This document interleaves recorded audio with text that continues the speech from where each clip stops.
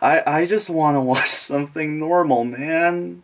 You know, I watched Lost Highway yesterday. That's enough for at least a week of weirdness. But no, I decided, you know what? Fuck that. That wasn't weird enough. That was surreal. But that wasn't weird enough. I want to watch something weird that will just fuck me up. And lo and behold, as movies constantly prove me again and again, I really don't need drugs. I could just watch something like The Holy Mountain and get exactly what I want.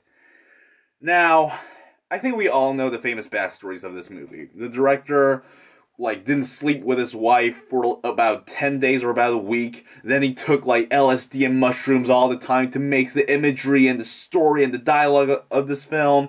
He made the actors take LSD. It was just this whole weird mindfuck of a production. And once again, this is a film where technicalities really aren't important. The acting is not important. The dialogue is kind of not important. All those basic cinematic, elements, those aren't important here. It's really all about what it's trying to say.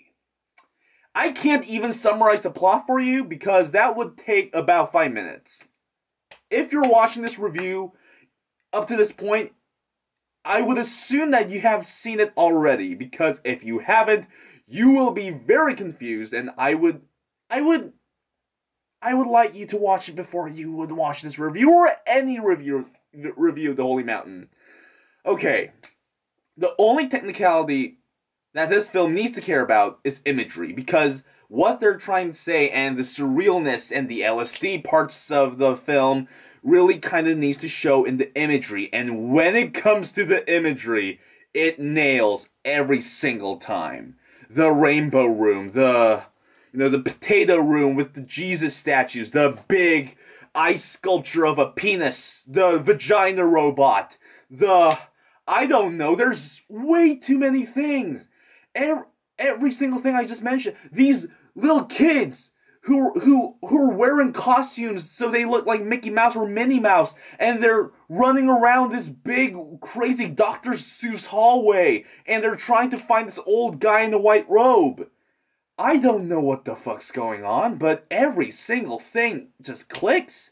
I remember it. I remember every single detail of that scene. What they're wearing, what they're saying, where they are, what they look like. It's so memorable. It's kind of amazing. Most normal movies really fail to do that.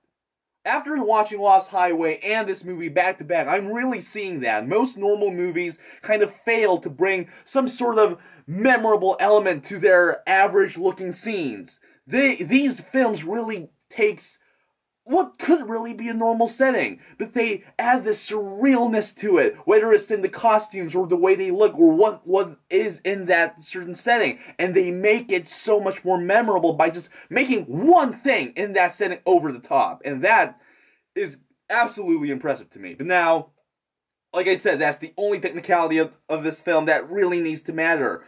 The rest is really about what it's trying to say, and I've just seen this film about an hour ago.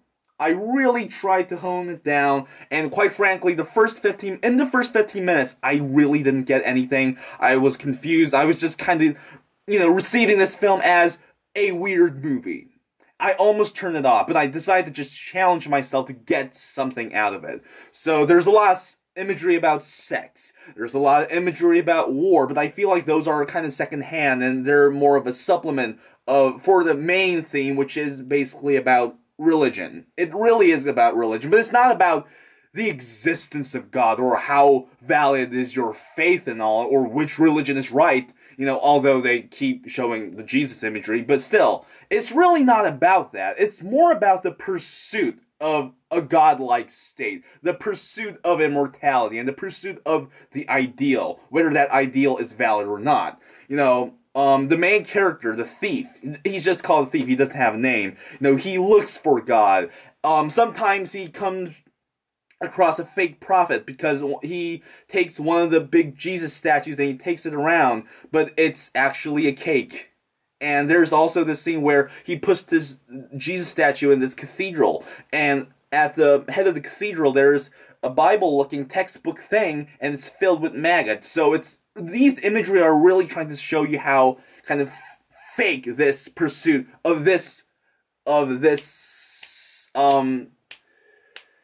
type of pursuit is kind of fake. This is not the right way to go. You know, he then challenges a godlike figure while everybody is trying to take from the godlike figure. There's a scene where there's this huge tower and a hook comes down from the tower and there's gold. So other people take the gold and they just take. But this guy, because he wants to pursue the idea of being God, you know, he gets on the hook and goes up the tower, and he challenges God by fighting him, or, you know, somewhat challenging him in a physical way.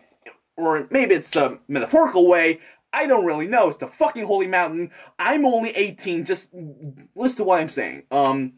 At first, he challenges because there's envy. You know, he envies that state.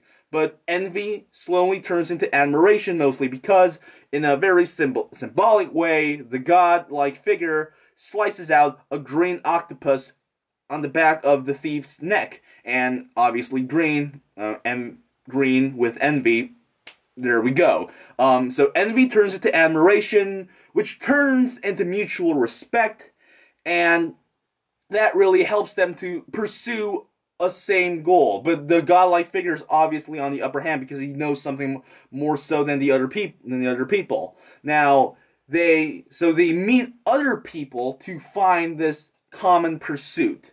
And as they go along this journey, they meet other people who are confused.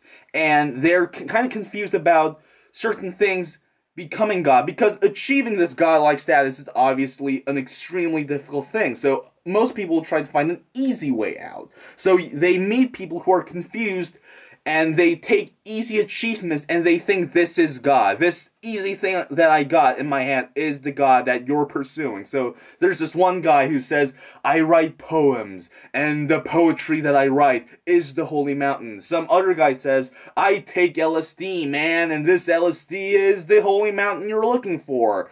It actually reminds me of this Korean story where these group of kids are trying to catch the rainbow, and obviously the rainbow represents dreams or faith or the pursuit of something higher than themselves.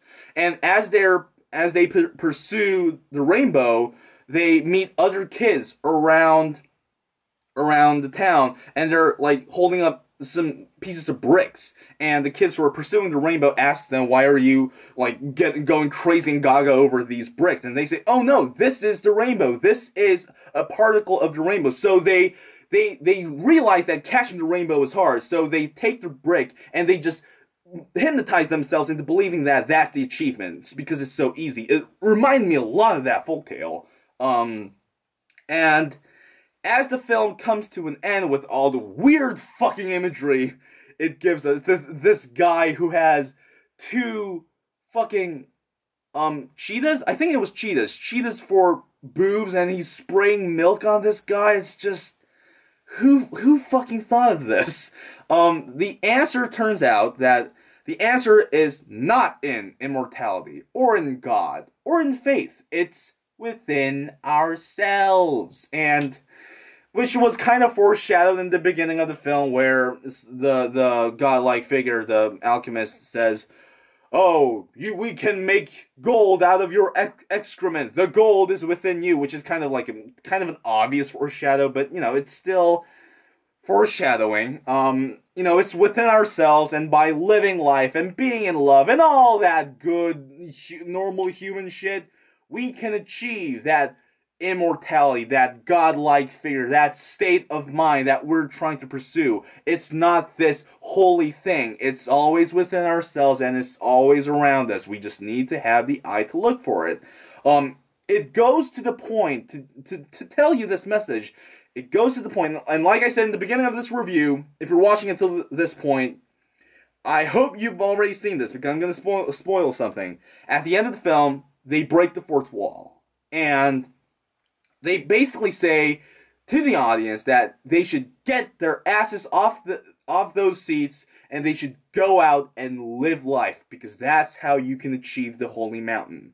And all of this idea of finding immortality and philosophy and beauty in normal things, all this beautiful idea contrasts with the grotesque of the human world, the grotesque elements of the human world, whether it's over overexposure of sexual things, or violence within war, or the corruption within sex and war and violence and whatnot. It contrasts with all of the grotesque elements of the human world, and that just makes not only the grotesque things more grotesque, it makes that innocent idea of looking for beauty in everyday life stronger.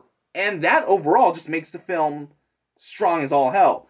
The only flaw of the film is honestly the fact that the love thing, at the end, the godlike figure says, "Oh, love, there's the holy mountain," but it's kind of shoehorned in. They don't really build it up that well, and that's really the only flaw of the film. Everything else, for what it is really, really good, and I have to give it a 4 out of 4, and I can easily see myself watching this with a friend in the future, and I can easily see myself loving this film more because I have my own idea of what the film is trying to say in my head now. So yeah, The Holy Mountain, 4 out of 4. Make your own fucking opinion. I don't know. I can easily see somebody making a totally different interpretation of this whole thing. So yeah, I don't fucking know what to say. The Holy Mountain, 4 out of 4. Bye. I should go to sleep and do normal things, man. This is not good for me. Ugh.